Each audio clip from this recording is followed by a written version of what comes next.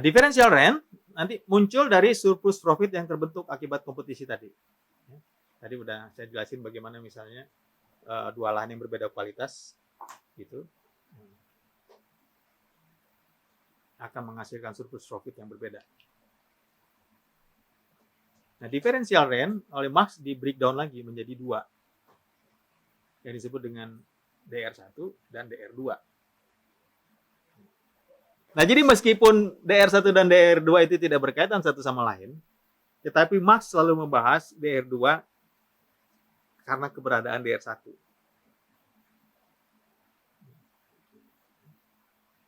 Jadi bisa dibilang DR1 itu yang main lah. Lalu nanti variannya karena ada faktor yang lain muncul dalam bentuk DR2. Nah, DR1 itu dia fokus pada surplus keuntungan dalam sektor pertanian akibat perbedaan kesuburan tanah tadi.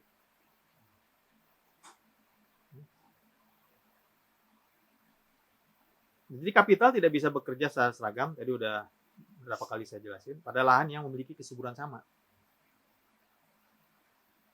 Karena kesuburan itu sendiri pada dasarnya tidak tersedia secara natural. Lahan yang sama-sama subur secara kualitatif, bahkan secara kuantitatif, misalnya bisa diukur, itu bisa jadi nilai rentnya beda.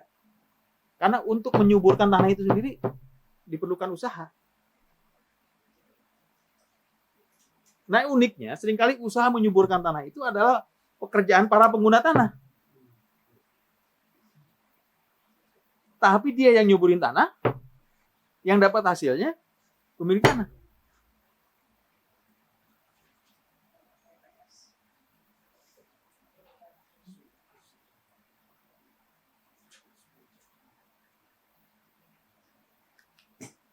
Jadi dalam produksi kapitalis secara umum, harga barang atau produk lebih ditentukan pada kemampuan meningkatkan produktivitas, ya, secara umum. Hal itu nggak berlaku untuk produksi barang pertanian. Jadi nggak melulu produktivitas yang tinggi itu akan meningkatkan harga barang.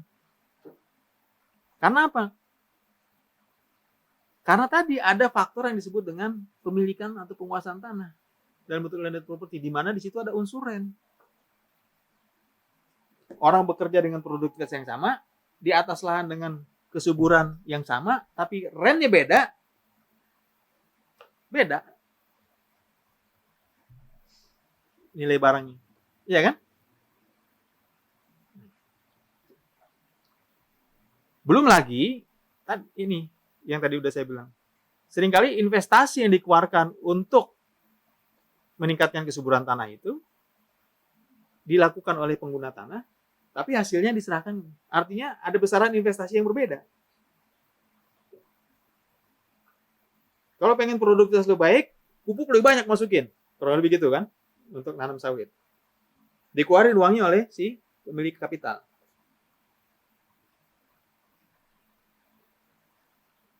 Harga TBS-nya sama aja. Rente yang dia bayar sama. Dia sebetulnya lebih dapat margin lebih kecil.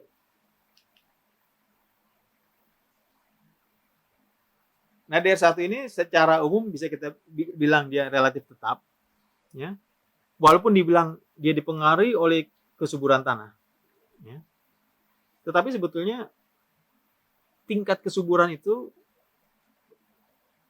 nggak alamiah gitu, nggak ada yang disebut dengan kesuburan alamiah itu kecuali virgin forest atau tanah yang belum terjamah. Makanya menguasai virgin forest, menguasai tanah yang terjamah itu prime. Karena apa? Effort untuk menyuburkan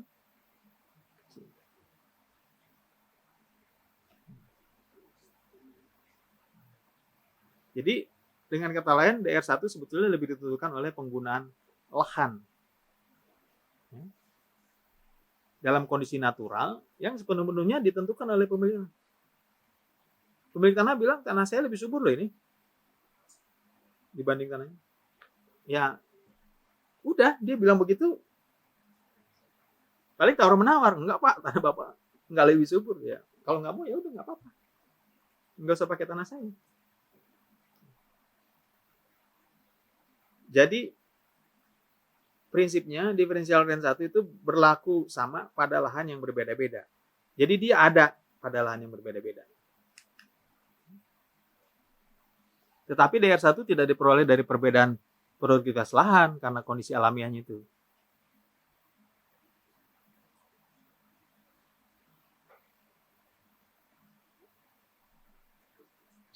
DR1 yang diperoleh dari perbedaan produktivitas karena kondisi alamiahnya membuat kapital dalam besaran yang sama itu akan menghasilkan profit yang berbeda. Oke. Harus bingungnya di? Ya, kalau misalkan kita coba baca saya gitu Pak. Maksudnya yang khususnya DR1 karena yang sejauh ini yang paling bisa aku tangkap itu cuma DR1 karena beberapa tulisan itu memperlihatkan contoh konkretnya gitu dalam arti kayak tadi dalam buat tanah yang sama tapi dengan kondisi yang berbeda, tapi di sini disebut atau di tulisan-tulisan itu disebut ada unsur kapital juga yang sama dimasukkan ke dalam tanah itu dengan kondisi kesuburan yang berbeda gitu. Nah tapi rente yang aku tangkap dalam si tulisan-tulisan itu bukan berarti si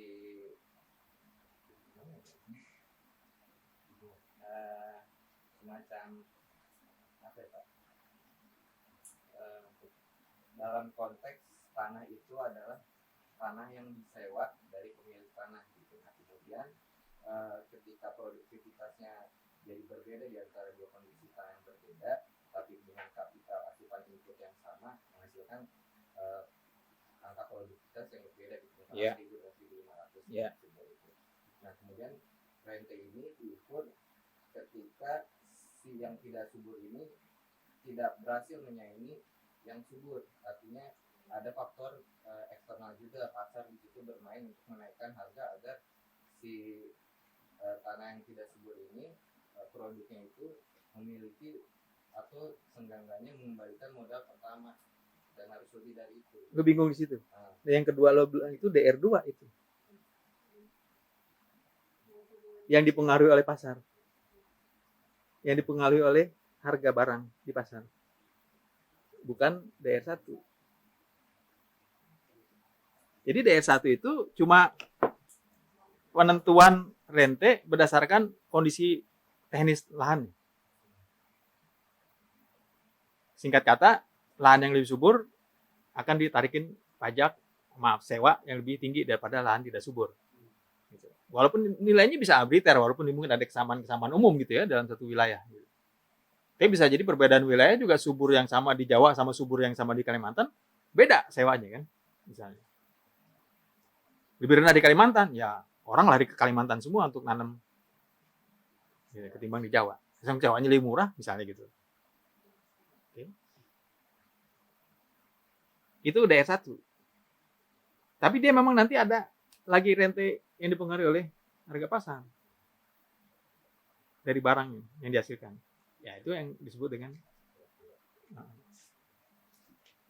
kalau misalkan kalau ke DR2 itu dia kapital atau input yang masuk itu lebih dari satu kali dalam lahan yang sama. Jadi ketika ada surplus profit yang disebut surplus profit itu dihasilkan dari kapital yang masuk kedua itu kan. Jadi yang pertama tadi yang berkaitan dengan yang disebut tadi kesuburan yang tidak subur itu untuk berkompetisi dengan yang subur artinya harus ada rente yang ditarik ke dalam agar sama nilainya. Misalkan angkanya 10, nah kemudian itu disebut rente, tapi dalam konteks yang aku pahami yang seperti itu adalah DR1.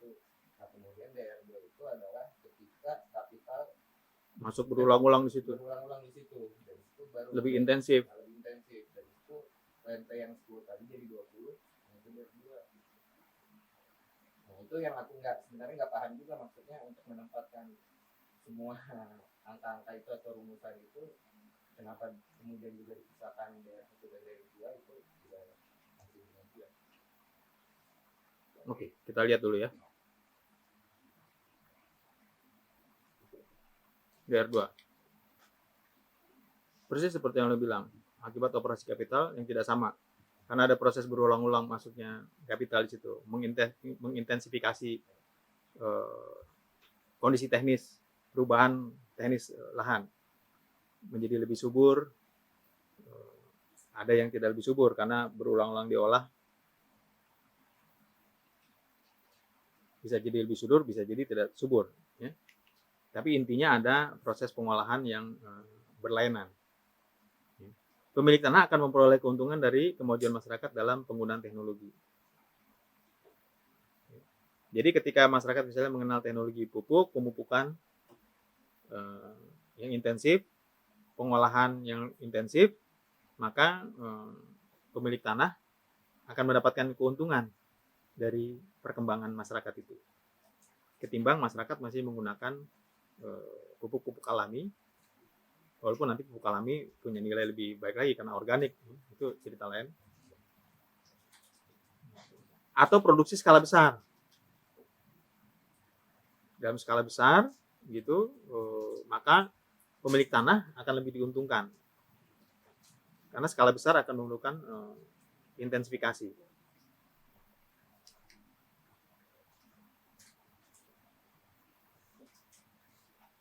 Nah, RR2 mengurangi insentif kepada petani kapitalis untuk berinvestasi secara intensif. Kenapa begitu? Karena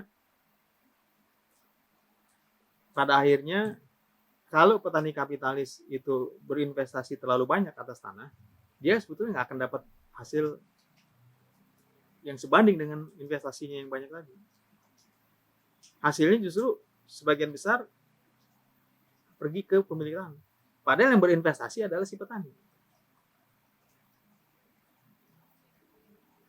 Jadi sebetulnya petani-petani tidak mau mengolah tanah secara lebih intensif, ngeluarin modal dan sebagainya bukan karena dia nggak tahu, tapi karena dia akan rugi. Jadi biarin aja dia tanah, nggak usah diolah baik-baik. Nah ini dalam sawit juga ketemu kan kita kan. Daripada beli pupuk banyak-banyak, biarin aja hasilnya 5 kilo. Ketimbang pupuk, tapi juga nanti walaupun hasilnya banyak, ketika dihitung-hitung dengan investasi yang keluar, nggak seimbang juga. Karena ada nilai yang ditentukan di pasar. Akibatnya sektor pertanian itu memperlihatkan tingkat kemajuan teknologi yang lebih lambat dibanding industri. Akibat soal rente ini.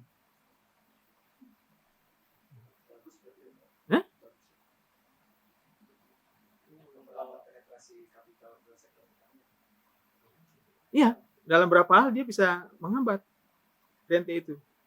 Tapi kan Marx sekarang lagi berpikir bagaimana akumulasi kapital itu terjadi dengan cepat. Karena kita sedang membedah kapitalisme. Jadi dia lagi ngelihat faktor-faktor penghambat, persis seperti para ekonom neoklasik melihat hambatan-hambatan di dalam akumulasi itu.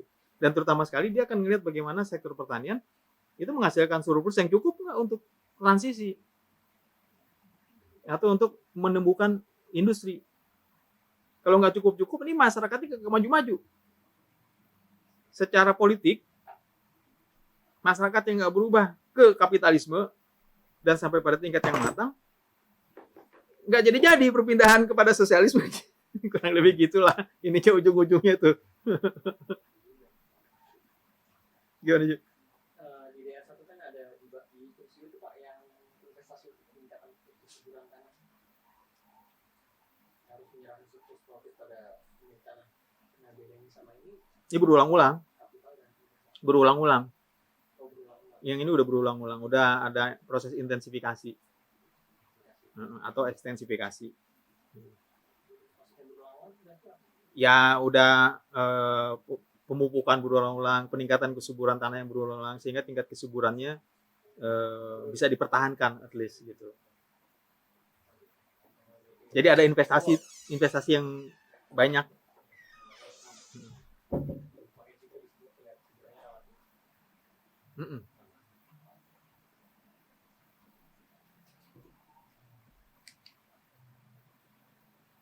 Nah, jadi kamu benar emang DR2 itu dalam hal ini dia menjadi penghambat dari perkembangan akumulasi.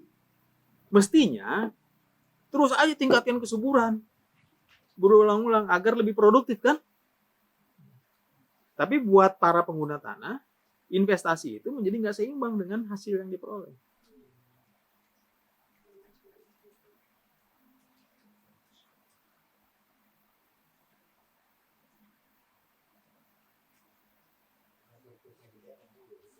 Kudunya. Karena surplusnya gede, rentenya juga gede. Iya, akibatnya kan ada akumulasi rente kan. Makanya rente jadi penghambat akumulasi.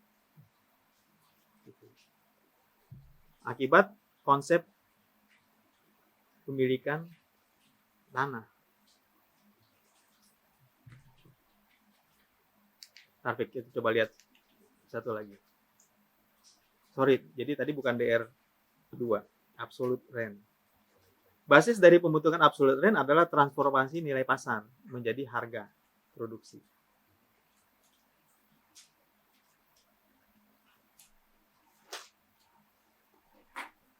Jadi kalau yang differential rent itu berkaitan dengan tanahnya dan proses produksi, tapi kalau yang absolute rent berkaitan dengan perubahan-perubahan nilai di pasar yang menjadi atau yang mempengaruhi harga produksi.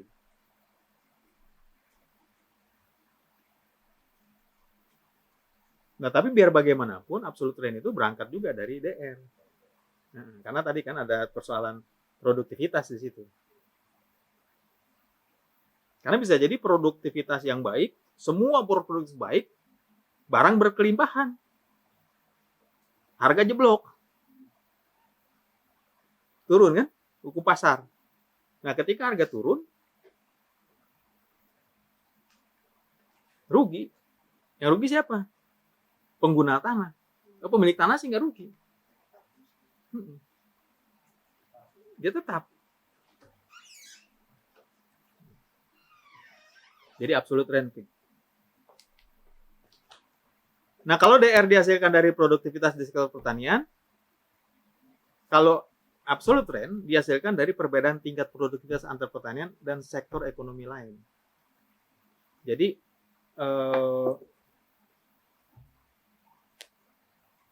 penentuan harga barang di pasar itu ya bukan dulu akibat kompetisi di sektor pertanian, kali itu menghasilkan DR kan, tapi ini karena ada perbedaan-perbedaan gitu tingkat produktivitas antar sektor.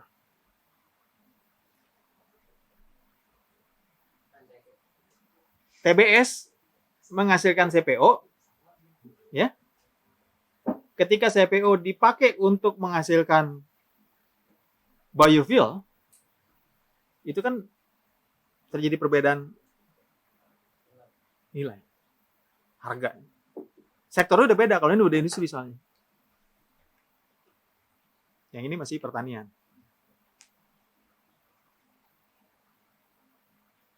Nah, jadi dia lebih banyak dipengaruhi oleh ini. Oleh perbedaannya.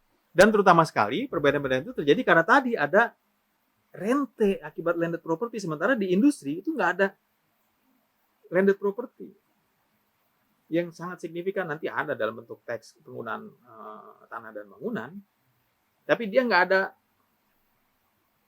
pungutan kepada pemilik tanah kan, kecuali misalnya untuk industri itu dia nyewa tanah, tapi nyewa juga kan sekali ini. Dan itu bisa dimasukin menjadi faktor produksi, komponen biaya produksi. Sementara kalau rente di pertanian enggak. Dia nggak bisa hitung. Kalau dihitung itu, maka harga barang yang tinggi sekali. Terlaku lagi problemnya. Gitu.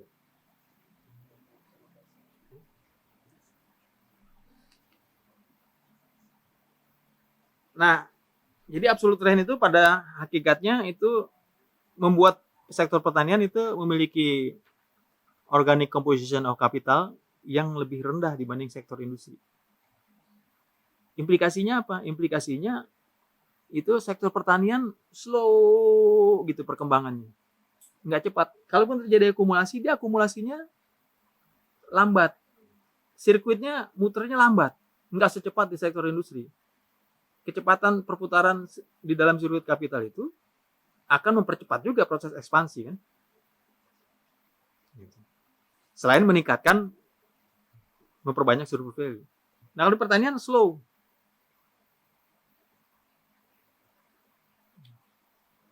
Akibat.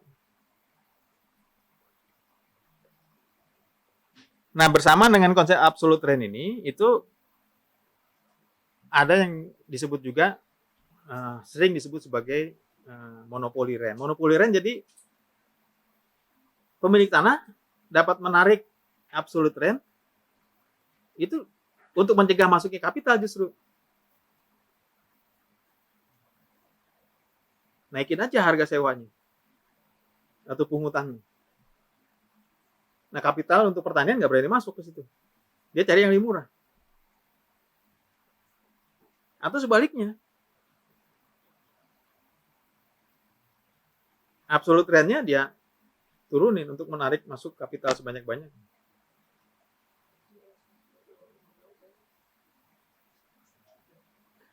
Nah, monopoli rent ini juga nanti Franz, dia yang ikut mempengaruhi proses-proses konsentrasi penguasaan tanah. Karena semakin tanah terkonsentrasi dan termonopoli di satu tangan, dia bisa secara arbitrter semena-mena itu menentukan rente dan akan semakin kuat nanti di daerah perkotaan. Yang kalau nggak ada hubungannya sama pertanian ini. Itu apakah termasuk menggusur misalnya yang produsen yang tidak efisien? Iya. Termasuk. Iya. Pasar properti yang Oke, itu belakangan deh. Karena sekali lagi si Marx ini dia konsentrasi pada pertanian. Dan kita coba bongkar ini dulu untuk memahami transisi tadi. Dan sangat sedikit sekali ya, analisis Marxis dipakai untuk melihat rente tanah di luar pertanian, khususnya di perkotaan. Gitu.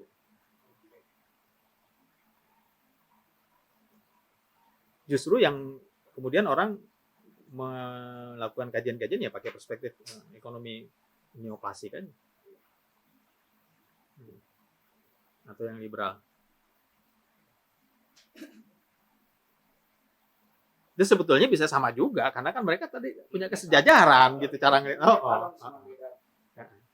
Oke, tapi nanti gue kasih sedikit penjelasan di bagian paling akhir slide ini. Bagaimana dia melihat tanah perkotaan. Oke.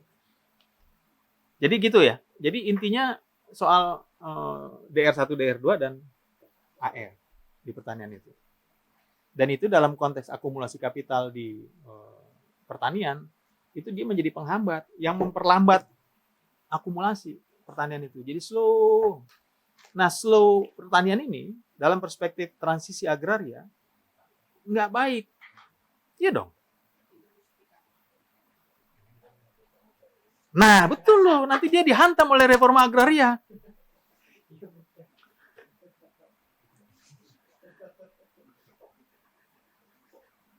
Oke, sekarang kita lihat sejarahnya. Ya, jadi rent ini bukan hanya fenomena pada corak produksi kapitalis. Ya. Segala sesuatu yang ada pada corak produksi kapitalis itu selalu mengusik perhatian Marx mencari akar dan asal usul. Kan ini proses historis. Dia lihat ke belakang, ada nggak? Wah ada. Rente itu justru pertama kali berkembang pada masyarakat prakapitalis, kepada masyarakat feodal tepatnya. Gitu. Dia hidup aja di masyarakat kapitalis. Tetapi kalau kapitalisme bekerja dengan baik, rente mestinya hilang. Kapitalisme bekerja dengan baik, Biar efektif. Iya. Akumulasinya seperti halnya di sektor industri. Ini masalahnya di pertanian ini kan. Pertanian itu dia di dalam proses transisi ini masih menggunakan rente, hidup di alam kapitalis. Jadi faktor pengganggu. Satu. Nah, ketika rente berkembang di masyarakat prakapitalis, itu membuat sektor pertanian tidak, akumulasinya tidak tumbuh dengan baik. Sehingga transisi nggak terjadi. Transisi corak produksi itu. Gitu. Tapi rente itu adalah fenomena asli sebetulnya masyarakat feodal. setua dengan peasant berarti. Seumur dengan peasant. Betul. Artinya Segenerasi. Jadi ada 3 jenis rente di dalam masyarakat feodal. Yang ketiga jenis ini mencerminkan tahapan-tahapan perkembangan masyarakat feodal itu sendiri. Di mana yang tahap terakhir itu dia ada di dalam transisi ke kapitalisme. Yang pertama, ya, sebelum kami dan surat posisi siaran tadi kan juga dijelasin sebenarnya menghambat proses perkembangan kapital. Tapi di sisi lain juga dia malah si kapitalisme ini ingin seharusnya ketika produksi dia sial, berarti rente itu nggak ada gitu kan. Kalau misalnya si rente itu udah hilang, berarti perkembangannya naik, benar ya? Tapi ini kenapa si rente itu tetap dipelihara untuk si kapitalisme ini tidak terlalu berkembang? itu oleh si pemilik tanah. Karena berarti Soalnya kalau pemilik tanah itu, ya, dia masuk sepenuh-penuhnya menjadi bagian dari sistem kapitalis, dia harus menjadi produsen. dia juga harus terlibat,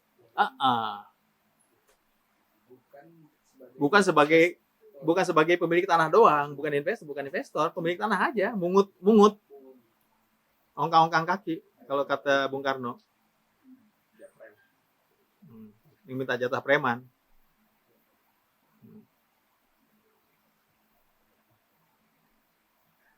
Kalau neoklasik ya masuk ya rente. diperhitungkan. Iya, kalau dalam pandangan Adam Smith misalnya, itu faktor penting membentuk ini kan tadi harga. Jadi dia harus dinamikanya penting, harus di komposisi dari upah, profit dan rente. Nah, itu komposisinya tinggal yang harus diperhatikan.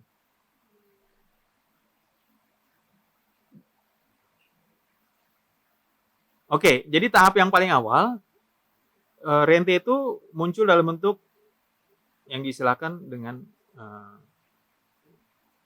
labor rent. Rente yang dibayar dalam bentuk kerja.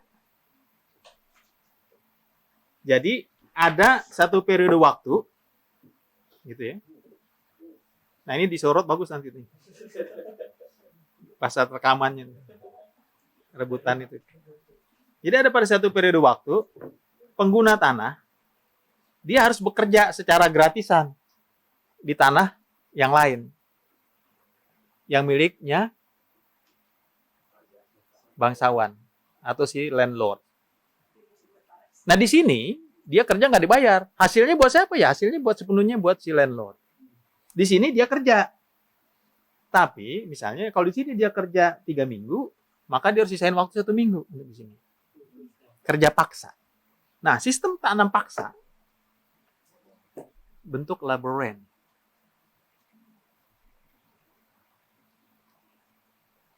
Jadi tanah itu diklaim aja sebagai tanahnya para bangsawan, tanahnya tuan tanah. Nah, petani-petani yang bekerja di situ, dia harus bekerja juga di tanah yang lain. untuk tanam kopi, tanam tebu, tanam vanila. Hah? Kalau vanili, gue ininya ingetnya mini vanili.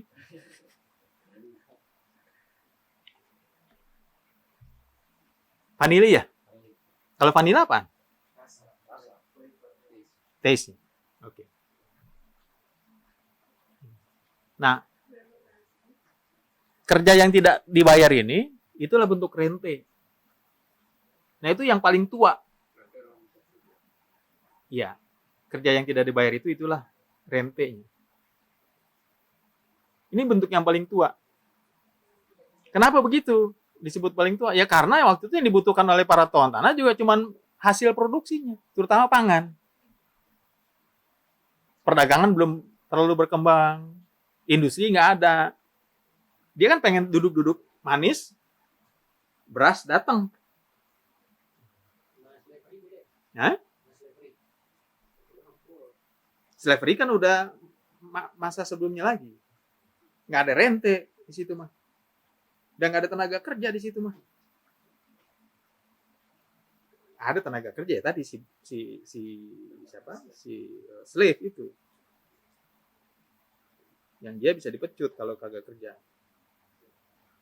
Kalau di sini kan kalau petani menolak kerja di sini, dia akan tidak boleh mengerjakan di sini. Kompensasinya gitu. Jadi ini paling tua bentuknya.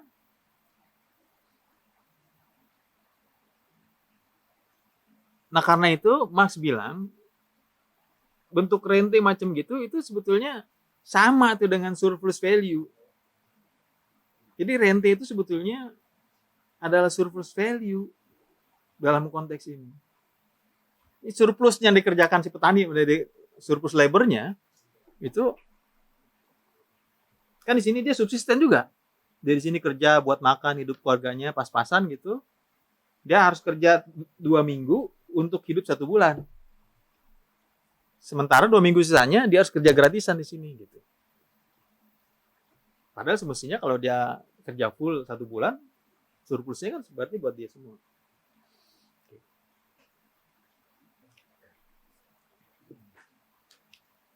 Bentuk yang berikutnya berubah dari rente yang tadinya dibayar dengan kerja, sekarang dibayar dengan barang. Gitu. Dibayar dalam barang. Nah, jadi dia tidak lagi kerja paksa dia satu lahan tertentu, tapi untuk lahan yang dia gunakan ada barang yang harus dia serahkan ke tuan tanah, ke landlordnya. Kenapa barang? Karena si feodal ini sendiri memerlukan barang itu untuk diperjualbelikan, diperdagangkan. Karena perdagangan antar wilayah khususnya udah berkembang. Sudah ada pertukaran. Dan antar wilayah di sini bukan hanya pengertian antar wilayah yang berdekatan. Bisa jadi akibat kolonialisme itu. Akibat kapitalisme merkantil pada awalnya. Gitu. Kemudian seperti yang terjadi di Jawa, tanam paksa itu. Yang kemudian dari tenaga kerja kan berubah ke penyerahan barang. Di India, petani-petani disuruh nanam oleh pemerintah kolonial Inggris barang-barang yang bisa laku di Eropa. Yang kata di Janfe itu kan yang Remington ini sharecropping itu masuk apa? Iya. Ya, nanti lagi dulu. Kalau sharecropping itu kan antar dua ini, antar pemilik tanah dengan ini. Di tengah-tengah transisi ke kapitalisme itu. Jadi dengan berkembangnya perdagangan, khususnya perdagangan antar wilayah, bentuk labor rent berubah menjadi rent in kind. Karena juga labor rent nanti dia cenderung ke perbudakan. Cenderung ke perbudakan. Dengan berbagai macam perubahan-perubahan, dan juga khususnya para feodal dan penguasa, itu memerlukan barang-barang untuk perdagangan. Maka rent in kind menjadi bentuk baru. Bentuk yang ketiga, yang paling canggih pada masa itu adalah rent dibayar dalam bentuk uang. Sejenis sewa jadinya. Sejenis sewa. Jadi produser barang pertanian harus membayar ya atas harga barang yang dia dapat kepada pemilik tanah. Jadi barang dia jual, tetapi dia harus bayar. Seringkali dia menjadi berbentuk sewa. Kalau dia berbentuk sewa, maka sebetulnya udah tingkat lanjut di dalam money rent ini, karena itu ada kontrak sudah. Kontrak itu kan bisa kesepakatan tertulis, bisa. Paling tidak udah ada ikatan kontrak, bukan sekedar ikatan kekuasaan atas tanah. Oke, you boleh kerjaan tanah saya, tapi 1 bulan saya mesti dapat 500 perak. Oke. Ada payment dalam bentuk uang. Dan ini juga dibilang tahap akhir, dia karena masyarakat feodalnya itu sudah berkembang sedemikian rupa, perdagangan antar wilayah sudah semakin berkembang, industri perkotaan udah tumbuh. Jadi akibat pungutan-pungutan itu, ya, si bangsawan punya kemampuan untuk terlibat di dalam perdagangan atau bahkan membangun industri.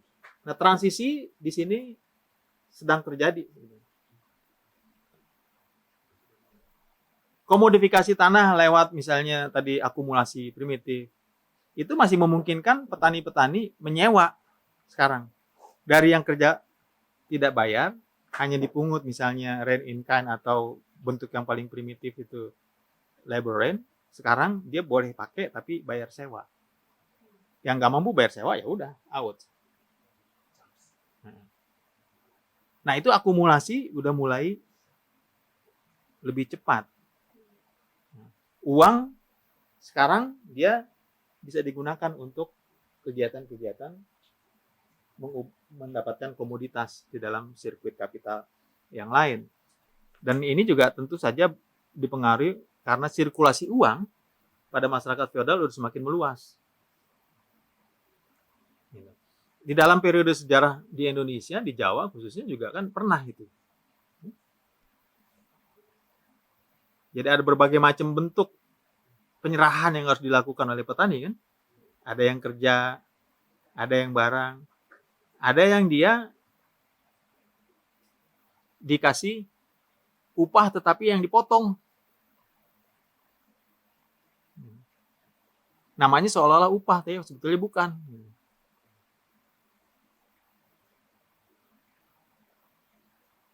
Nah, dengan kata lain, karena ada soal kontraktual, money rent itu dia mengubah model-model hubungan tradisional yang tadinya berbasis pada hukum adat atau kebiasaan, itu kepada hubungan yang sifatnya kontraktual.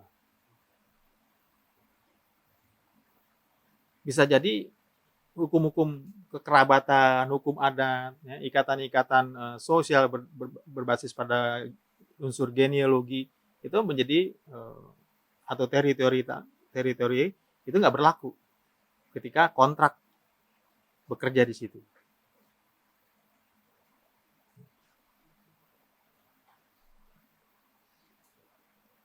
Nah, hubungan kontrak akan makin menguat ketika perkembangan pasar semakin melebar berskala dunia. Nah, yang menarik justru sejak tahun 70 model kontrak farming itu dihidupkan lagi di sejumlah negara.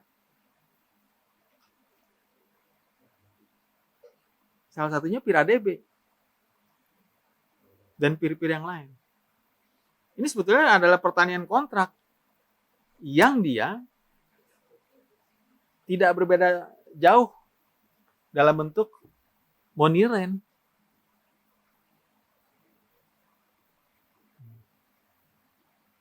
Dan tujuannya apa orang tuh diikat di dalam kontrak-kontrak itu? Untuk menghasilkan komoditas yang cukup untuk pasar dunia. Sekarang petani-petani kan diikat di dalam pertanian coklat, kelapa sawit, kopi. Itu untuk memenuhi kebutuhan pasar global.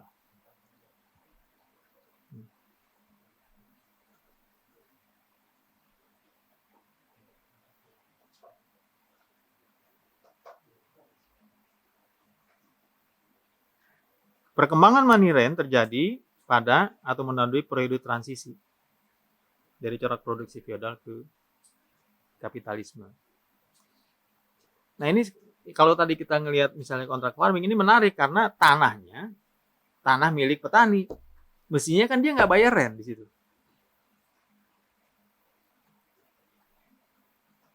Tetapi karena ada ikatan kontraktual perdagangan, bisa jadi kualitas komoditas, kualitas barang, harga dia kan nggak ikut menentukan.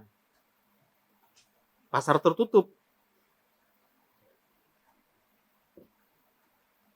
Nah karena ini kontrak farming berkembang pada masyarakat kapitalis, jadi dia bekerja dengan prinsip-prinsip kapitalis, tapi dasar-dasarnya adalah model rent pada masyarakat prakapitalis.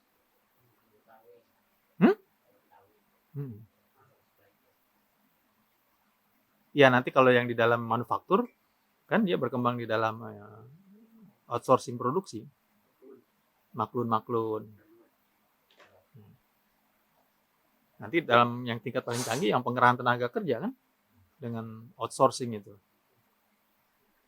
Jadi komoditas harga upah itu, dia sekarang ditambah rantainya dengan pengerahan tenaga kerja. Orang nggak bisa jual lagi secara langsung tenaga kerjanya, kecuali melewati channel-channel tertentu.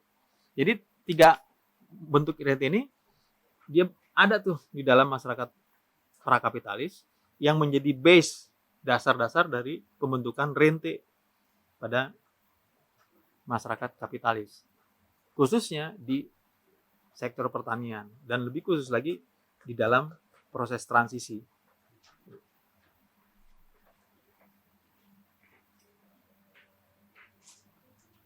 Nah, sharecropping ini satu fenomena yang unik yang kebanyakan berkembang di Asia. Karena di sini kepenyakapan atau pertanian bagi hasil itu dia sebetulnya adalah bentuk transisional dari bentuk asli rente ke bentuk rente kapitalis. Sharecropping itu bentuk transisional dari rente di zaman prakapitalis, yang namanya labor rent berubah menjadi rent in kind dan money rent ke bentuk rente kapitalis. Rente kapitalis ya yang tadi itu loh, yang kalau Marx bilang bentuknya adalah differential rent dan absolute rent. Kenapa begitu? Karena ini kan lagi transisi ke kapitalis. Sebetulnya pertanian itu udah mulai masuk ke corak pertanian kapitalis. Tetapi petani-petani ini, khususnya petani kecil, kagak punya cukup modal. Jadi mestinya, dia kalau mau pakai tanah orang, kalau pakai pertanian kapitalis, sewa. Tanah menjadi alat produksi. Masuk dia ke dalam komponen biaya produksi. Sewa. Sama seperti halnya pabrik itu memerlukan biaya untuk bikin mesin. Pertanian kapitalis memerlukan biaya untuk pengadaan tanah. Nah, dia mesti sewa. Tapi biaya untuk sewa lahan dia kagak punya. Kadang-kadang buat sarana produksi yang lain, ya, atau alat produksi yang lain nggak cukup, maka si pemilik tanah ikut share. Share pertama apa? Tanah. Share-nya kan. Kadang-kadang dia ikut share juga dalam sarana produksi, atau bahkan kadang-kadang dia pinjemin seluruhnya biaya produksi si petani dalam bentuk utang. Nah, ijon-ijon kayak begini sebetulnya. Apakah bank? Enggak sih, pemilik tanah. Ya? Nah, peminjamannya itu bisa peminjaman karena macam-macam alasan, bisa jadi karena memang alasan produksi. Bisa juga alasan-alasan non produksi kan. Kasih pinjam, terus kemudian si petani kecil itu dia terikat. Nah, karena dianggap si pemilik tanah ngasih share, dihitungnya sebagai share, makanya share. Sebagai sahamnya lebih besar, ya tanah yang paling penting. Ya kadang-kadang share alat produksi juga, entah pupuk, pacul, sapinya, kerbaunya untuk menggarap, traktor dan sebagainya. Atau bahkan juga minjemin biaya modal sepenuhnya, maka dianggap share-nya lebih gede. Karena itu kemudian share cropping selalu fenomenanya itu adalah bagi hasil yang nggak pernah setara. Kalau nggak 1/3, secara tradisional ya kalau di Jawa 1/4 kan. Di beberapa tempat malah ada yang ekstrim 1/5. Nah sekarang kita bisa paham kenapa kampanye BTI itu turun sewa namanya. Karena dia sebetulnya turun rente kampanyenya itu. Jadi petani penggarap yang dulu terikat dalam hubungan-hubungan share cropping 1/4, 1/3 itu di-push gitu untuk menuntut 50-50. Makanya gerakannya namanya adalah gerakan turun sewa. Kalau kita buka dokumen-dokumennya, termasuk di mengganyang setan-setan desa itu gerakannya namanya turun sewa. Gerakan pokoknya, karena waktu itu fenomena petani share croppers ya, di Jawa itu dominan, mayoritas. Dan itu membuat petani-petani kecil ada di dalam ikatan-ikatan ya, atau relasi-relasi produksi yang enggak seimbang. Akibat apa? Akibat tadi. Sebetulnya ini udah sistem kapitalis. Ya. Warna produksinya udah coraknya udah corak produksi kapitalis, menghasilkan komoditas untuk pasar, gitu, untuk menyokong industri yang lain. Tetapi si petaninya, petani-petani yang sebetulnya harusnya disebut sebagai petani kapitalis juga, dia nggak mampu karena dia petani kecil.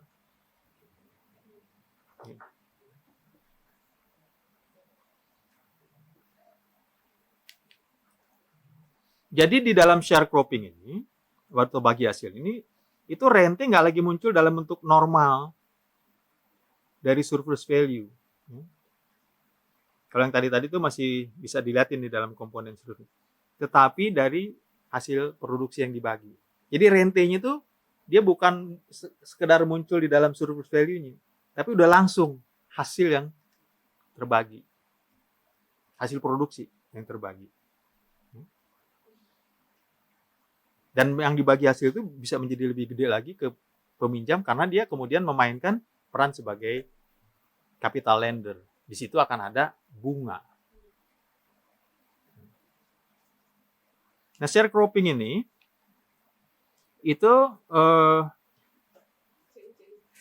fenomena yang paling mencolok pada masyarakat feodal yang sedang bertransisi ke kapitalis. Tetapi juga secara umum ketika corak produksi dalam satu masyarakat udah berubah menjadi kapitalis, fenomena share cropping ini nggak serta-merta hilang, tapi hilang dengan perlahan. Sejalan dengan perubahan-perubahan aktivitas atau relasi-relasi produksi kapitalis yang semakin menguat di pedesaan. Misalnya, lama-lama pemilik tanah, pusing-pusing nyediain macem-macem, gitu. Udahlah sewa aja, gitu. Nah sewa itu udah relasi sepenuh-penuhnya transaksi kapitalis, fully kontraktual berbasis pemakaian alat produksi yang dibayar dalam nilai tertentu dan bahkan ada pasarnya, harga pasarnya. Pasar sewa tanah kan? Atau kemudian para petani-petani kecil ini karena nggak sanggup, lama-lama dia disepir. Jadi buruh aja. Ketika dia nggak sanggup lagi masuk ke dalam hubungan bagi hasil yang menyengsarakan ini atau memberatkan ini dan masuk gitu kapitalis-kapitalis yang lain, termasuk si pemilik tanah, atau mungkin lahannya dijual, dah dia out menjadi buruh. Nah kemudian dia masuk ke dalam sistem produksi pertanian kapitalis. Itu proses pengendalian. Hmm? Proses pengendalian macam itu. Bukan pengendalian, itu proses alamiah. Proses alamiah di tengah transisi ini, di mana petani-petani kecil lama-lama nggak akan sanggup mengikuti itu relasi-relasi produksi kapitalis di sektor pertanian yang juga mengikuti hukum-hukum di dalam operasi kapital di sektor industri. Proses pengendalian untuk menjaga bahwa tren itu harus tetap ada. Nah, kan tadi udah dibilang, kalau dia udah sepenuhnya kapitalis, rent itu sebetulnya menghilang. Seharusnya. Tapi dalam konteks tanah, dia hilang. Karena apa? Karena si pemilik tanah, sekarang kalau tidak dia menyewakan tanahnya, atau dia menjadi produsen kapitalis.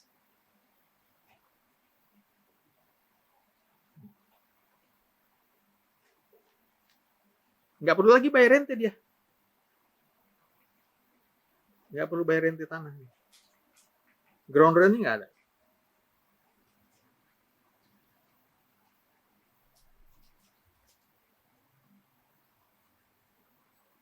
Gitu, Pik. Sharecroppers. Jadi emang masih muncul tuh seperti di Jahwi bilang rentenya itu. Tapi munculnya dalam bentuk bagi hasil tadi. Bagi hasil yang tidak seimbang. Nah, bagaimana dengan independent small scale peasants, petani-petani kecil yang dia punya tanah sendiri, dia kerjain sendiri, gitu. Ada rente nggak di sini?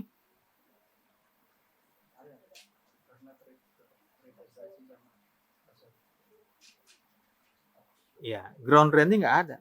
Dia nggak bayar rente tanah. Jadi rente tidak muncul sebagai bentuk yang terpisah dari surplus value. Ya. Dia bisa muncul di dalam surplus value. Nah, akibat rente nggak ada di situ, barang-barang hasil pertanian itu lebih rendah nilainya dibanding barang yang lain.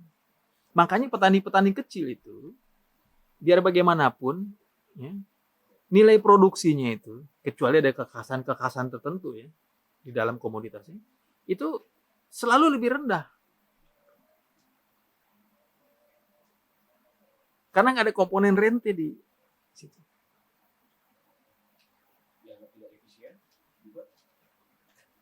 Yang pasti dia tidak bisa menghasilkan surplus yang cukup untuk bekerja di dalam sistem kapitalis atau mendorong perubahan dalam. Dia akan menjadi marginal juga di dalam sistem produksi pertanian kapitalis ini.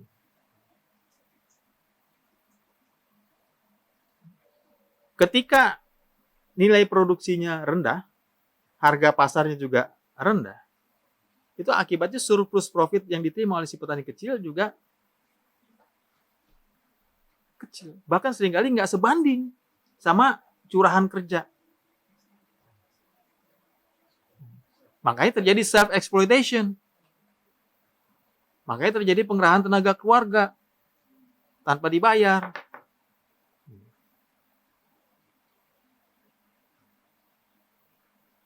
Supaya dia nggak perlu mengeluarkan komponen wage.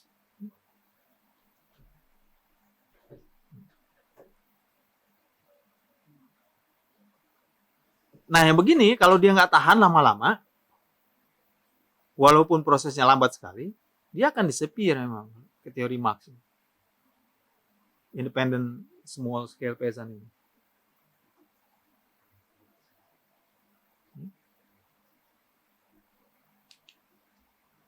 Jadi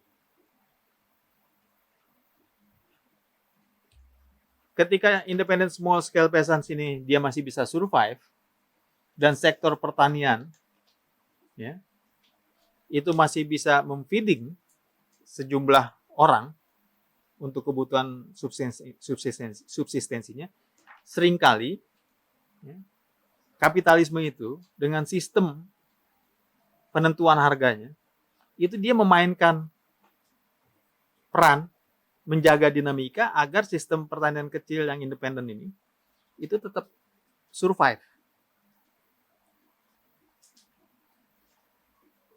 Karena apa? Karena belum tentu kalau semua bubar, disappear, itu menjadi tenaga kerja yang bisa ditampung oleh industri. Jadi dinaik-naikin harganya, dimain-mainin harganya, yang penting dia bisa survive. Nah, petani kecil ini memang punya kemampuan untuk menekan konsumsi. Sehingga dia bisa bertahan dalam periode waktu yang lama juga. Makanya kemudian petani dan petani kecil ini kan oleh Marx dan Lenin sering disebut sebagai ini kan kantong-kantong the reserve army of capitalist labor. Kantong-kantong persediaan, kapan-kapan dibutuhkan, dia kan tinggal mainin harga aja pasar itu. Turunin harga, bubar petani kecil ini. Jual tanah. Dan segala macam. Jadi buruh. Nah, tenaga kerja cadangan. Makanya istilahnya ngeri. The reserve army of capitalist labor itu ada di pedesaan, di sektor pertanian, khususnya di petani-petani kecil. Gimana, Ju? Hah? Udah. Nah. Hah?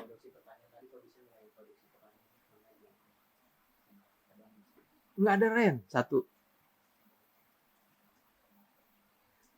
Kedua, tadi kan organik, ya.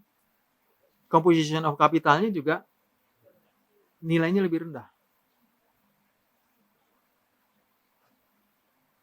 Dan dia sebagai produsen raw material pasti ada di level akumulasi pertama atau kedua. Di mana surplus value-nya belum beranak pinak terlalu banyak. Ini kan nggak nanam kelapa sawit menghasilkan tas Chanel kan? Chanel. Nanti kalau cangkangnya udah diolah-olah menjadi kulit tas gitu misalnya. Gitu loh, iya kan? Hasilnya cuma TBS doang. Satu-satunya pintu dari TBS adalah ke pengolahan CPO.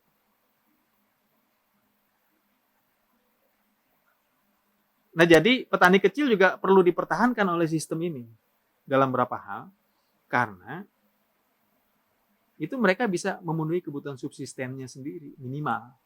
Yang penting kagak mati nih orang pada nih.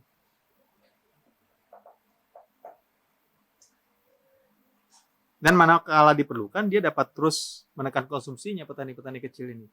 Kurangin konsumsi lagi, pengerahan tenaga kerja keluarga lebih banyak.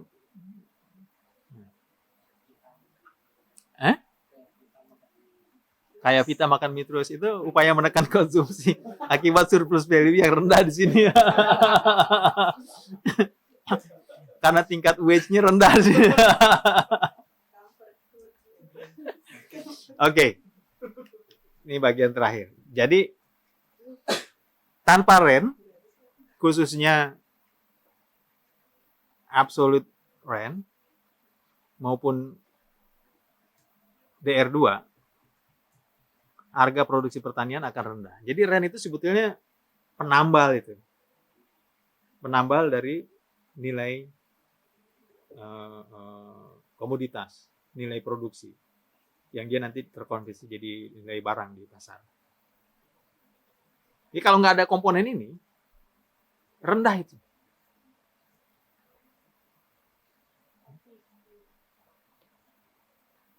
Jadi dilematisnya di situ. Pertanian itu dilematis di situ.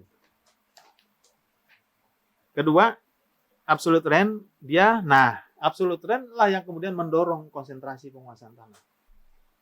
Baik dilakukan oleh privat untuk mendapatkan rent lebih banyak lagi ketika dia menyerahkan tanahnya untuk digunakan oleh orang lain atau menyewakan tanah, atau oleh para kapitalis yang menguasai tanah skala besar untuk mengefisienkan atau memperbanyak atau memperbesar tingkat produksi pertanian di dalam sistem pertanian kapitalis. Monopoli tadi. Ya. Jadi absolute rent itu mendorong. Walaupun nanti ketika tanah itu dioperasikan di dalam industri pertanian kapitalis, rent ini nggak hilang.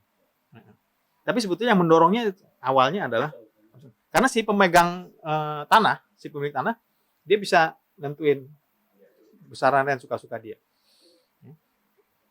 Dan ini prinsip-prinsip ground rent ini itu sebetulnya bisa dijadiin alat untuk melihat bagaimana masyarakat modern menentukan valuasi tanah di perkotaan. Valuasi tanah di perkotaan itu kan arbitrary banget. Walaupun kemudian negara menetapkan misalnya NJOP, tapi harga tanah bisa semena-mena. Gitu. Dan kemudian ada faktor-faktor lain yang membuatnya juga ikut turun menjadi ini. Misalnya peta-peta, rencana-rencana pembangunan. Baru jadi rencana aja, tiba-tiba spekulasi tanah. Nah, itu sebetulnya prinsip-prinsip ground rent. Absolute rent khususnya. Begitu isu di daerah di daerah Bojonegoro mau ada itu masuk, apa Win? Exxon, tiba-tiba, pung, harga tanah naik, spekulan main. Sebetulnya itu semua pengen ngambil ini doang kan? Rente. Galian C. Jalan tol Cipali belum jadi waktu itu, harga tanah di rencana-rencana jalur itu udah naik. Nah, galian Tasikmalaya pengen jadi jalan tol. Itu harga tanah naik. Basisnya sebetulnya itu.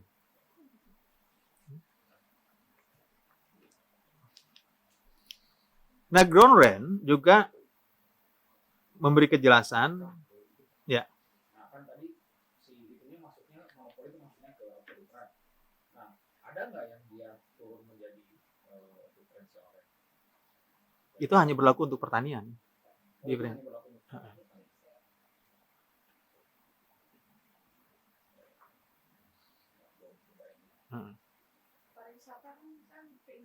Iya, sama juga. Sama juga. Iya. Kemudian bisa pada sektor-sektor yang lain, gitu.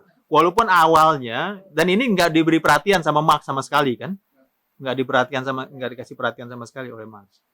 Tapi prinsip-prinsip analisis ground rent ini bisa kita pakai juga untuk melihat itu.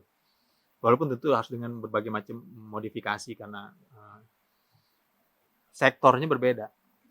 Ya. Kegiatan operasi kapitalnya juga tentu berbeda. Nah, ground rent membantu kita memperjelas soal bagaimana surplus value dari sektor pertanian diambil dengan cara mengeksploitasi pekerja di sektor pertanian. Ya, pekerja sektor pertanian ya si produsen itu yang mengerjakan tanah. Orang dia yang kerja, harusnya dia yang dapat surplus value kan. Nah, ini diambil. Makanya kan pidatonya Bung Karno itu, tanah bukan buat orang yang ngongkang kaki, tapi untuk orang yang bekerja, mengeluarkan keringat di atas tanah itu. Si tiller, si penggarap tanah.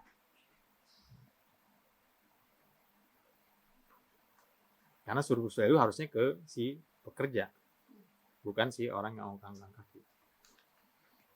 Nah, tadi Iju bilang, jadi kalau kita bisa mengamati dengan cermat, ya, menganalisis ground rent ini, itu juga bisa membantu kita menjelaskan kenapa land reform itu menjadi hal penting dilakukan di dalam rangka mempercepat transisi agraria. atau mempercepat transisi ke kapitalisme. Ground rent membuat produktivitas atau akumulasi ya, di sektor pertanian slow. Karena tanah dikuasai, dikonsentrasi, dimonopoli oleh segelintir orang, di situ banyak orang kerja. Dan pemilik tanah ini dia nggak peduli sebetulnya dengan terlalu cepatnya produksi atau tingkat produktivitas yang tinggi. Yang dia perluin kan secara pasti rente masuk. Oh dia kagak kerja. Akibatnya dia nggak terlalu peduli dengan soal peningkatan atau percepatan surplus value dari sektor itu. Satu. Kedua, si para pekerja-pekerja penggarap tanah itu, ya, dia walaupun udah kerja mati-matian, udah produktif dalam ukuran-ukuran kerja, tetapi mendapatkan hasil income yang nggak sebanding dengan kerjanya. Akibatnya apa? Akibatnya daya belinya juga rendah. Padahal mayoritas ada di sini. Orang mayoritas belanja itu lebih baik ketimbang 1-2 orang yang belanja banyak. Karena berarti putaran produksi, belanja banyak itu berarti kan belanja banyak barang. Kalau belanja banyak barang berarti ada produksi barang banyak. Muter itu uang, ketimbang satu orang beli dengan uang banyak satu barang berharga mahal. 10 tahun sekali misalnya. Atau sedikit. Nah, daya beli rendah. Karena itu, tanah-tanah yang dikonsentrasi tadi dipotong, diredis. Maksudnya apa? Satu, supaya rent nggak ada. Karena tanah kemudian jadi milik pribadi, milik individu, kecil-kecil. Small peasant kan? Small scale peasant. Nggak ada rent di situ. Oke, tadi kan dibilang kalau nggak ada rent, produk surplusnya rendah. Ya, nilai komunitas. Nah, kalau begitu, masukin petani kecil ini ke dalam sirkuit kapital. Yang dia beroperasi dengan prinsip-prinsip operasi kapital, operasi kapitalis. Atau sertifikasi, betul. Kemudian, tanah itu ya dijadiin komoditas yang dikuasai oleh individu dalam bentuk sertifikat. Untuk menyokong apa? Menyokong sirkuit kapital di perbankan. Hah? Dia bukan ground rent namanya. Kan bekerja dengan kredit dalam kapitalisme. Pasar. Nah, ketika tanah-tanah itu diredis, maka dia akan mempercepat transisi agraria itu. Pertama, produktivitas akan lebih ngebut. Karena sekarang petani bekerja di tanahnya sendiri, apalagi masuk ke dalam sirkuit kapital. Makanya kecenderungan di dalam land reform, di dalam proses transisi ini, produksi pertaniannya juga produksi pertanian yang masuk ke dalam sirkuit kapital. Walaupun dia adalah pertanian tanaman pangan. Gitu. Tetapi semakin ke sini kecenderungannya bukan ke pertanian tanaman pangan, tapi pertanian komoditas komersial. Gitu. Nah, jadi ground rent menjadi penghambat, tetapi dengan land reform sekaligus dia dihantem, gitu. Dan diselesaikanlah persoalan dilema tadi. Dilema kalau nggak ada rent, nilai produksi rendah di sektor pertanian. Nah, diselesaikan dengan itu. So, kita masih mau ngomong land reform.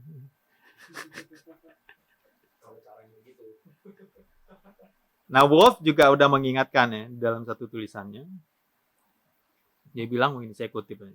Jika land reform adalah hasil ketegangan dari pemilik tanah dengan petani penggarap. Ini kan persoalan ketegangan tadi kan, soal rente, soal bagi hasil dan sebagainya. di satu sisi, maka di sisi lain kita harus membuat catatan bahwa land reform itu berpengaruh pada pembentukan kelas pekerja di dalam proses akumulasi kapitalis.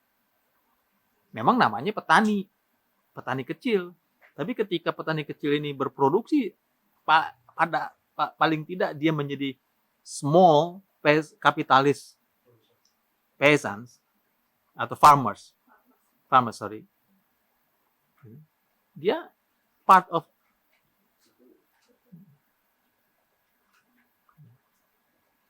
Dan ketika dia part of, dia hanya menguasai lahan kecil, banyak hal dalam proses produksi tidak ditentukan oleh dia lagi. They are workers actually. Hanya punya tanah. Gitu. Tidak sepenuhnya menjual tenaga kerja. Tenaga kerjanya diperhitungkan bersamaan dengan alat produksi yang dia punyai. Yang kalau dikombinasi seringkali lebih kecil.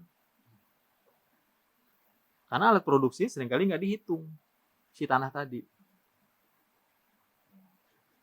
Kontrak farming yang bersamaan dengan peer, bersamaan dengan kayak di Indonesia itu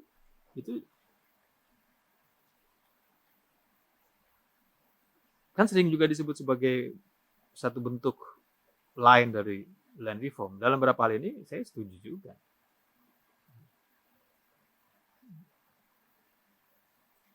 Oke. Nah, jadi ini penutup. Ground rent itu merefleksikan adanya penguasaan pribadi atas tanah. Jadi ada proses transformasi dari the commons menjadi komoditas. Tanah yang tadinya the commons atau natural resources yang tadinya the commons dikuasai secara pribadi, dan ketika dia dikuasai oleh secara pribadi itu akan menciptakan rent ketika ada pengguna yang lain. Kecuali dia kemudian langsung bertransformasi di dalam proses produksi komoditas kapitalis. Yang dalam periode waktu panjang, sejak zaman feodal, itu kemudian ground rent itu diatur sedemikian rupa lewat aturan-aturan hukum, apakah baik hukum adat yang tidak tertulis maupun hukum-hukum yang tertulis juga. Gitu. Seperti tanam paksa itu kan tertulis, ada perjanjian-perjanjiannya. Jadi dia sebagai satu kegiatan, satu fenomena, satu proses sosial, satu relasi kelas atas tanah itu dilingkupi oleh rule, oleh law, gitu. Marx bilang itu sebetulnya adalah satu situasi yang menciptakan pencurian. Ground rent itu kan mencuri, robbery, atau dia menciptakan thief. Siapa para pencurinya? Pemilik tanah. Pencuri apa? Pencuri surplus value. Seperti halnya di kegiatan industri. Kalau di industri yang dicuri cuma tenaga kerja, labor power itu, dari wage, dari upah. Nah di sini petani-petani haknya dicuri dari surplus yang harusnya dia dapat.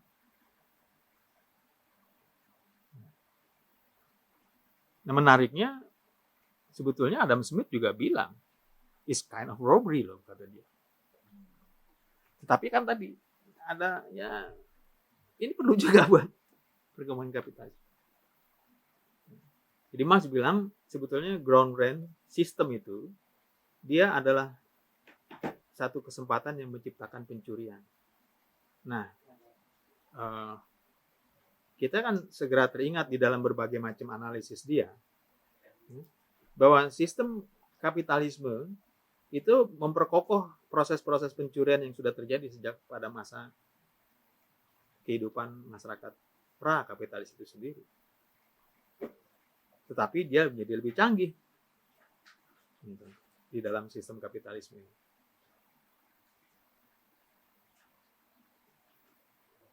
Kalau pada masa prakapitalis yang banyak dicuri adalah petani-petani penggarap, di dalam proses transisi petani penggarap itu kemudian menjadi workers, di sektor ekonomi kapitalis, dan ketika dia menjadi workers, dia dicuri juga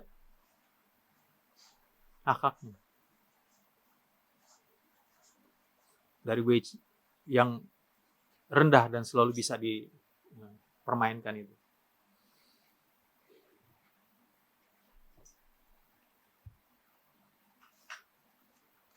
Oke.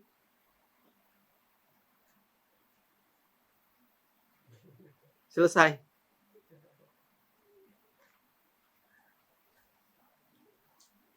Ada pertanyaan? Frans sudah terjawab nggak, Frans, yang bagian lu tadi? Cuma? Saya nggak tahu kalau misalnya dibanding dengan ya mungkin kalau misalnya itu potensial hanya dilakukan pertanian, tapi juga ya karena di situ kan mungkin ada kartel, ada lain-lain gitu yang kerja gitu. Cuma kalau di kota yang saya masih belum bisa lihat bagaimana skema itu bisa kerja si absolut itu karena kan sebenarnya kalau kayak kartel juga muncul juga di kota saya kayak kartel kausin dan lain-lain. Iya. Gitu. Spekulasi sebetulnya. Jadi spekulan tanah itu kan mengambil margin yang besar yang sebetulnya dia nggak punya urusan apa-apa dengan tanah itu, nggak punya relasi langsung lah dengan tanah itu. Dan akibat spekulasi itu justru harga tanah dengan cepat, tanah, rumah, bubble. Begitu juga dengan konsentrasi housing di tangan satu ini. Dia bisa dengan cepat mempermainkan valuasi kan. Gitu. Yang berlindung di balik bahasa-bahasa biaya produksi, nilai tanah, nilai lokasi, gaya hidup, dan sebagainya.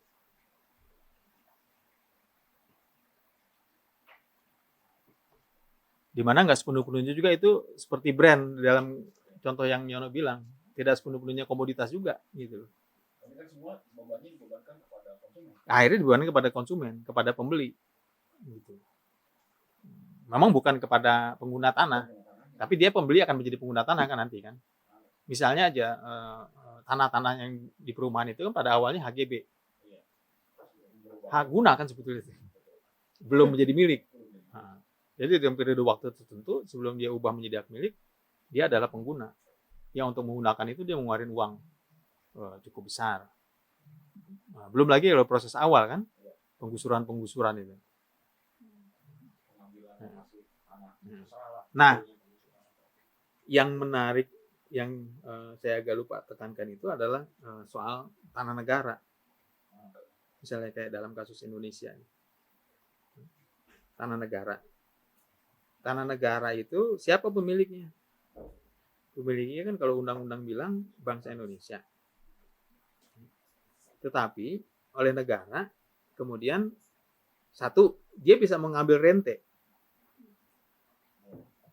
Untuk HPH ada rente kayu. Untuk tambang ada rentenya. Dalam bentuk macam-macam rentenya itu. Pungutan ini, iuran itu.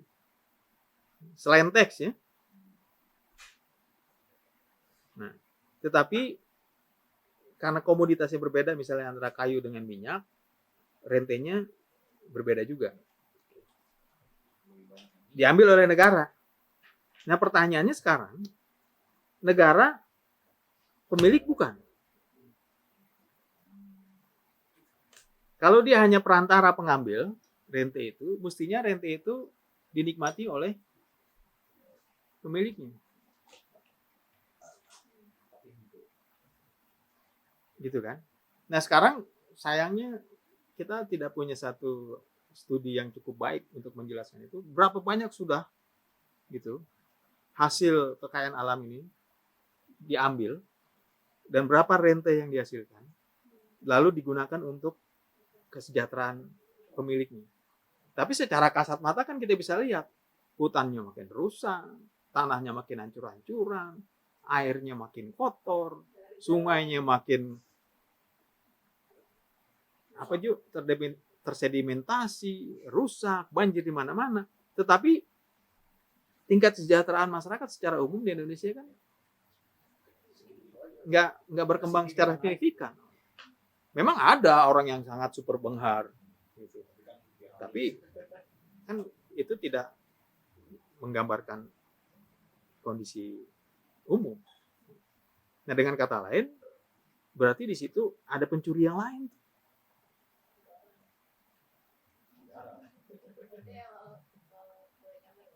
Ya. Bukan negara, pamarentah. Karena institusi. Hah?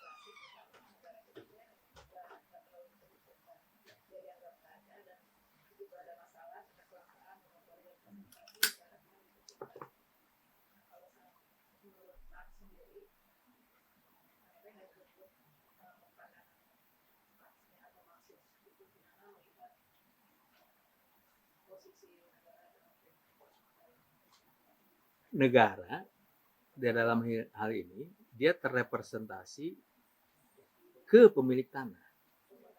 Pada masyarakat feodal, ya, landlords itu kan berpuncak kepada ini. Ketika transisi negara ke negara merdeka gitu, atau dia berubah menjadi negara republik, bukan lagi negara aristokrat. Nah, itu baru menarik. Karena seringkali seperti halnya di Indonesia, berapa unsur-unsur dari negara aristokrat, di mana negara dan penguasa tanah relatif sama, itu tetap terbawa ke dalam sistem pengaturan penguasaan tanah. Akibatnya muncul tuh peluang-peluang pencurian oleh pamarentah, gitu loh. Karena tetap si negara mengambil rente, ya, tapi rentenya nggak dikembaliin kepada pemilik, which is bangsa Indonesia ini, sepenuh-penuhnya gitu dikembaliin. Padahal teori rente justru begitu kan, pemilik tanah yang ongkang-ongkang kaki. Jadi kalau lihat kekayaan alam kita, mestinya kita ongkang-ongkang kaki, gitu. Tetapi karena rente tidak banyak, maka hasilnya justru diambil oleh pengguna tanah lebih banyak. Nah, ini fenomena terbalik lagi. Iya kan? Jadi pengguna tanah, pemegang HPH, pemegang kontrak karya pertambangan, pemegang izin usaha pertambangan, justru dia mengambil hasil lebih banyak dari penggunaan tanah. Selain karena komoditasnya komoditas yang bernilai tinggi, dia juga membayar rentenya terlalu kecil. Kecuali di minyak. Minyak dari mulai rente sampai ke bagi hasil yang sekarang dia masih tetap cukup besar. Ya, walaupun mengalami ini ya, Win, ya, mengalami penurunan. Tapi sektor-sektor lain yang terutama berkaitan langsung dengan kegiatan produksi di atas sana slow. Perkebunan nggak ada. Yang ada bayar pajak tanah paling. Nah, ketika sistem berubah menjadi negara, yang tadinya rente berubah menjadi tax. Nah, ya tetap rente sebetulnya dalam klasifikasi umumnya. Hanya tax itu kemudian nilainya kecil. Nilainya kecil. Dan makin kecil. Bahkan kecenderungannya mau didorong hilang kan? Gitu loh, pajak tanah itu. Iya, apa urusannya gitu loh. Oke. Iya, supaya investasi masuk salah satunya nanti. Oke. Jadi misalnya pemegang HGU, apa yang dia bayar? Nggak ada. Dia hanya bayar administrasi pembuatan HGU, dia bayar land tax. Paling nanti dia bayar pajak produksi dari hasil penjualan. Selebihnya nggak ada lagi. Nggak ada rente, gratisan tuh. Dia dapat. Nah, memang masalahnya hukumnya juga mengatakan negara kan bukan pemilik, nggak bisa mengut rente. Padahal kalau dibalik logikanya, rakyat menuntut. Tapi bukan dalam bentuk sewa tanah, karena sewa tanah itu nanti semena-mena juga si pemerintahnya. Misalnya bagi hasil yang gede. Gitu. Satu itu. Nah, yang kedua, justru di perkembangan mutakhir, itu karena rente-rente ini dianggap menghambat akumulasi dan kegiatan investasi, kan mau disikat. Semua disikat. Jadi rente itu dianggap part of corruption. Ya. Pungli. Iya. Pungutan nggak resmi kan? Nggak ada. Kalau yang resmi apa namanya? Tax. Yang resmi. Oke, iuran-iuran masih dianggap resmi selama ada keputusan-keputusannya. Tapi yang nggak resmi itu semua dianggap pungutan. Nah, problemnya kemudian yang mungut kan si negara. Tepatnya pemerintah. Menyalahgunakan kekuasaannya. Jadi dianggap menghambat investasi, menghambat peningkatan organic composition of capital tadi, OCC tadi. Gitu, ya. Sehingga produktivitas dia nggak optimal. Makanya neoliberal pengen habisin aja semua. Gitu. Semua rente-rente. Kalau perlu tax itu tekan sekecil-kecilnya. Gitu. Padahal tax itu dalam teori umumnya dia diperlukan untuk gitu membiayai pembiayaan sosial gitu loh. Yang warga negara bisa bergantung kepada penghasilan negara melalui tax itu. Untuk kesejahteraannya, kesehatan, pendidikan yang menjadi hak umum itu. Kalau perlu sekarang dibuang aja karena itu mengganggu katanya gitu. Jadi ketika kapitalisme makin kuat, kan memang rente mau dihapusin. Karena rente itu nggak cocok untuk proses akumulasi yang termasuk rente yang oleh. Nah, neoliberal yang paling ekstrim. Neoklasik masih bisa melihat fungsi-fungsi rente termasuk dalam bentuk tax di dalam proses. Atau yang klasik, paling klasik, Adam Smith misalnya. Ya, tinggal permainan komponen-komponen aja. Tapi kalau neoliberal udah ekstrim. Padahal perkembangan teori ekonomi kan negara itu muncul untuk melibas yang nggak seimbang itu ada monopoli di sana sini banyak yang sanksi pasar terlalu tinggi dan yang tumbuh tadi. As negara kalau sekarang dia ditambah jadi kebalik lagi kan negara mau dihapus negara yang melakukan sekarang terus sekarang dihapus sama kapitalis tapi begitu dia udah bekerja lagi secara bebas itu lagi negara ada lagi. Iya, dinamikanya kan begitu. Bagaimana neoklasik berkembang dan menguat pasca Perang Dunia Kedua kan akibat liberalisme. Liberalisme, kompetisi kapital itu begitu luar biasa, mengakibatkan krisis, bahkan berujung pada perang, lalu kemudian muncul pemikiran ekonomi, negara harus berperan. Gitu. Nah, berapa puluh tahun dianggap negara mengganggu. Karena para swasta-swasta ini dia ingin lebih bebas gitu. Nah, kecenderungannya pemikiran-pemikiran liberal menjadi lebih dominan dan semakin dominan. Sekarang sudah kuat, sudah mengakar yang dalam bentuk neoliberal itu, ya. Apakah dia akan berulang prosesnya? Sangat-sangat mungkin berulang.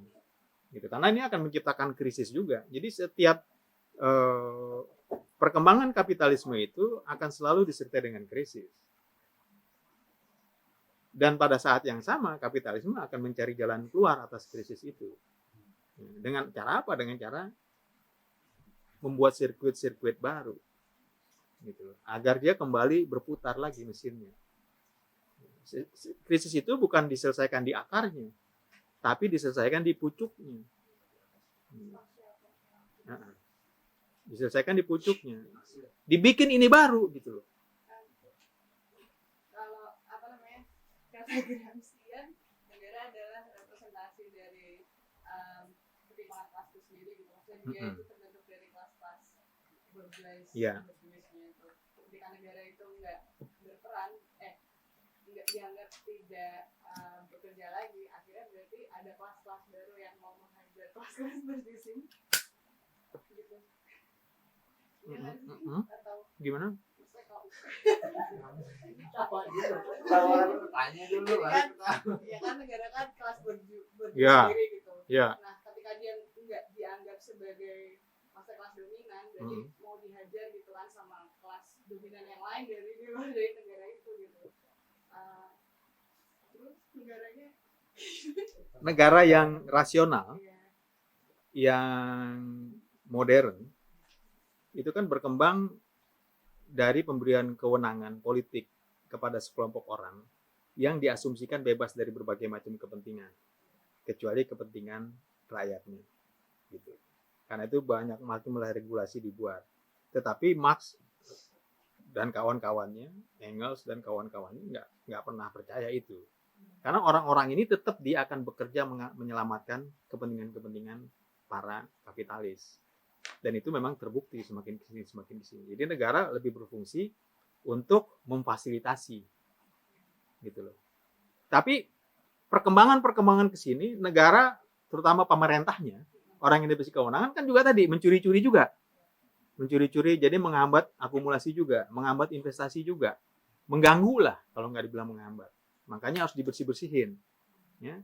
Korupsi lah apa, bersih-bersihin semua. Rente-rente harus dihapusin dan sebagainya. Oke, itu satu.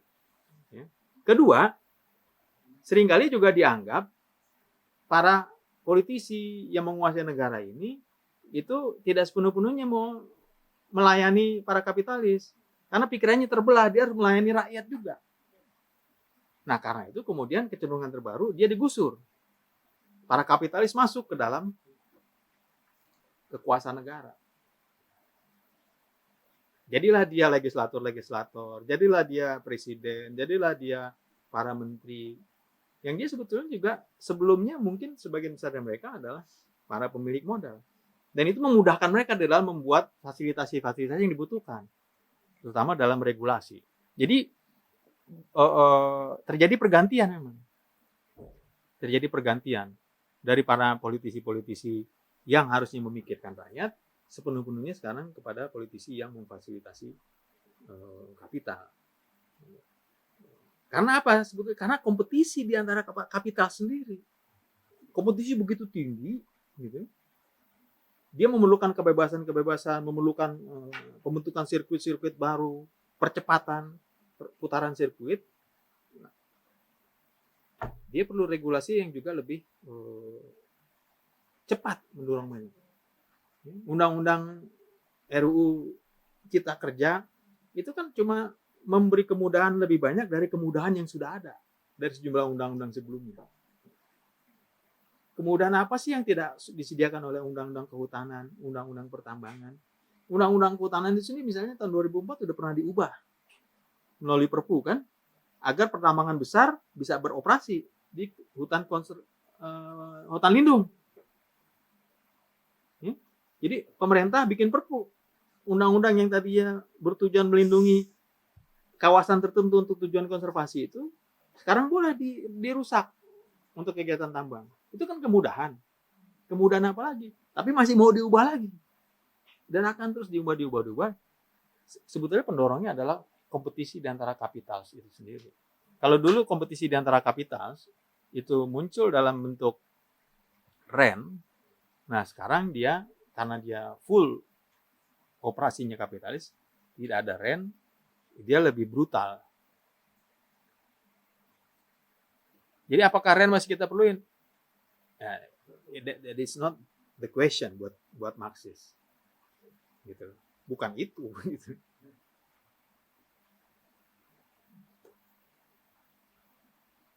Bukan berarti begitu.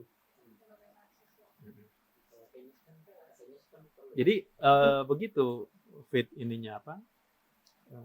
Penjelasannya.